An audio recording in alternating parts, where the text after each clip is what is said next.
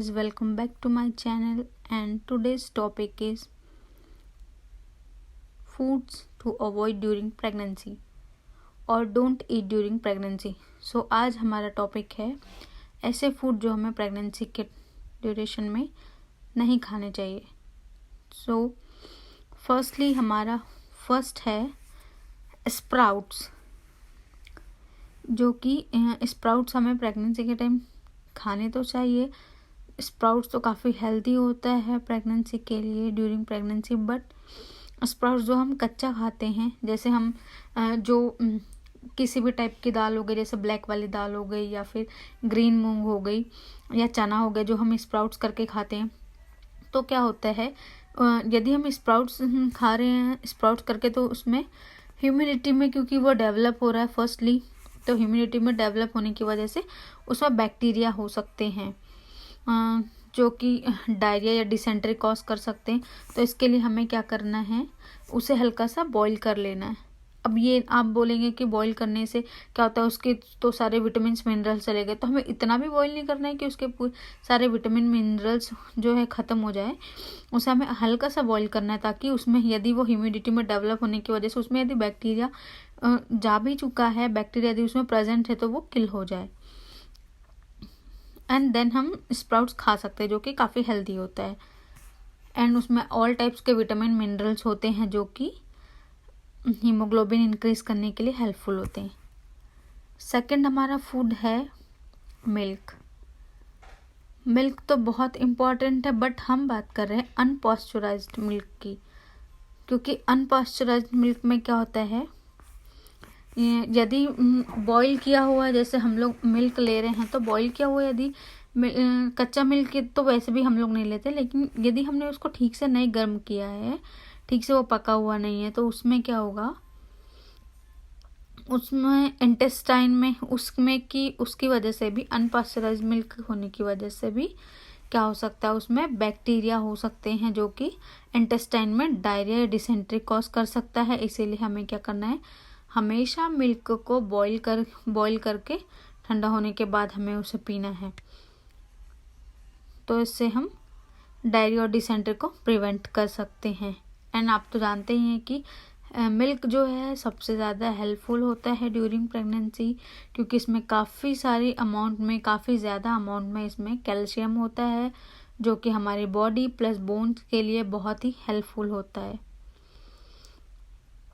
Next हमारा food है pineapple. सो बहुत सारे लोग, हमारे पुराने लोग जो बोलते हैं कि पाइनएप्पल नहीं खाना चाहिए, गर्म होता है, उसकी जो नेचर होता है उसका गर्म होता है।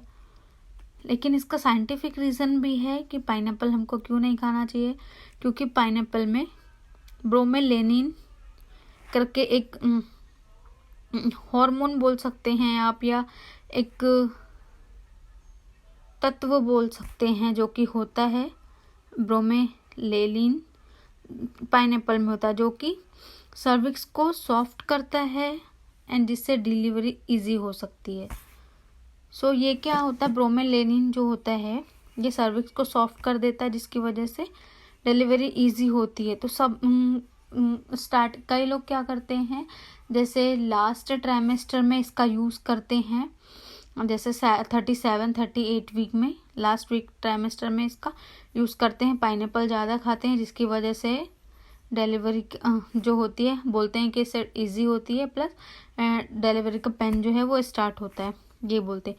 बट स्टार्टिंग में हमें पाइनएप्पल नहीं खाना चाहिए, क्योंकि वैसे इसकी जो नेचर होता है इसका गर्म होता है, गर्म नेचर का ये होता है, प्लस सर्विक्स को सॉफ्ट करता है, यूट्रस कॉन्ट्रैक्शन भी कर सकता है कभी कभी। सो यूट्रस को सॉफ्ट कर देगा, जिसकी वजह से यूट्रस कॉन्ट्रैक्ट हो सकता है और एबॉर्शन होने का या मिसकैरेज होने का या ब्लीडिंग होने के चांसेस रहते हैं। इसीलिए हमें ड्यूरिंग प्रेगनेंसी अवॉइड करना है पाइनएप्पल। लेकिन ऐसा भी नहीं है कि अवॉइड करना है मतलब हम थोड़ा भी नहीं खा सकते, बट फिर भी स्टार्टिंग के टाइम में हमें जितना हो सके अवॉइड करना है। लास्ट ट्राइमेस्टर में या सेकेंड हाफ के बाद आप थोड़ा बहुत खा सकते हैं, 1-2 पीस खाने से कुछ नहीं होता।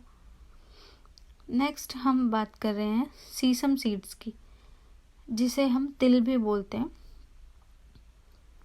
तो तिल जो होता है पुराने ज़माने में बोला जाता था कि तिल जो है या पपीता है या बैगन है, ये सब एबॉर्शन के लिए यूज़ किया करते थे लोग पुराने ज़माने के। जो क्या करता था तिल जो है यूट्रस को कॉन्ट्रैक्शन करता है वो भी, एंड कॉन्ट्रैक्शन की वजह से ब्लीडिंग हो सकती है या मिसकैरेज हो सकता है। एंड मोस्टली पुराने लोग जो थे वो तो तिल का यूज़ ही करते थे अबॉर्शन के लिए, तो इससे भी हमें बचना है। ये भी गर्म नेचर का होता है, सो हमें अवॉइड करना है सीसम सीड्स भी during pregnancy.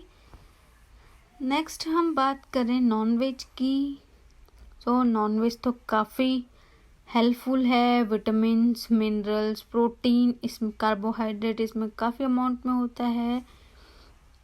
But during pregnancy nonveg आपको अवॉइड करना है, या आप ले रहे हैं तो आपको रॉ जो नॉनवेज है, रॉ नॉनवेज, वो आपको अवॉइड करना है, क्योंकि यदि वो ठीक से पका नहीं है, रॉ यदि आप ले रहे हैं तो उससे भी डायरिया, डिसेंट्री कॉज हो सकता है, प्लस इंटेस्टाइन को इरिटेशन हो सकता है। तो यदि आप नॉनवेज ले रहे हैं तो मेक श्योर वो अच्छे से पका हो।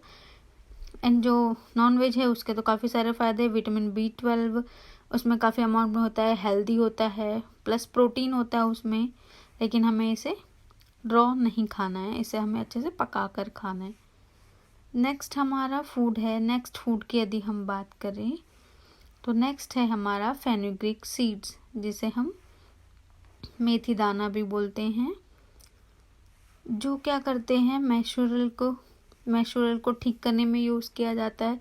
मोस्टली टाइम क्या होता है, कभी कभी जैसे जब गर्ल्स के पीरियड्स नहीं आते हैं या अपना पीरियड जब इंटरवल में, प्रॉपर इंटरवल में नहीं आता है, तो उसके लिए फेनुग्रीक सीड्स का यूज़ किया करते हैं। एंड ये हार्मोन इम्बैलेंस भी करता है, तो इसीलिए, और गर्म नेचर का तो होता ही है, इसीलिए हमें क्या करना है, ड्यूरिंग प्रेगनेंसी हमें थोड़ा मेथी अवॉइड करना है। क्योंकि पुराने लोग जो थे मेंस्ट्रुअल एबनॉर्मलिटी को ठीक करने के लिए, जैसे पीरियड्स नहीं आ रहे, तो उस जगह पे उसका मेथी का जूस बनाकर या फिर पानी में मेथी को भिगोकर उस पानी को पिया जाता था।